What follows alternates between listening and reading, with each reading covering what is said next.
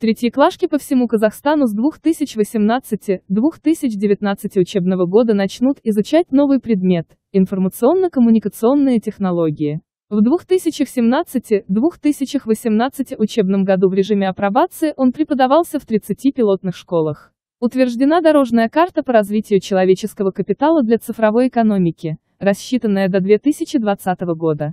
Изменения в программе обучения специалистов, которые будут направлены на подготовку востребованных кадров, коснутся не только высшего образования, а начнутся уже со школьной скамьи.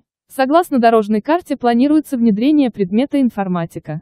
Для школьников начальных классов разработаны типовые учебные программы для первых, вторых классов. Так, для учеников первых, вторых классов разработана программа информатика. Ученики третьих, четвертых классов смогут изучать предмет информационно-коммуникативные технологии. В настоящее время рабочая группа разрабатывает проект учебной программы. В новом 2018-2019 учебном году предмет информационно-коммуникационные технологии будет введен в третьем классе начального уровня во всех организациях среднего образования. Программы разработаны НАО имени Алтынсарина с участием рабочей группы по обновленному содержанию в составе педагогов АО «Назарбаев» интеллектуальной школы, методистов, учителей информатики. После обсуждения с педагогической общественностью, руководителями и учителями школ, методистами, с отраслевыми IT-ассоциациями, СМИ, холдингом «Зёрди» учебная программа будет рекомендована к утверждению.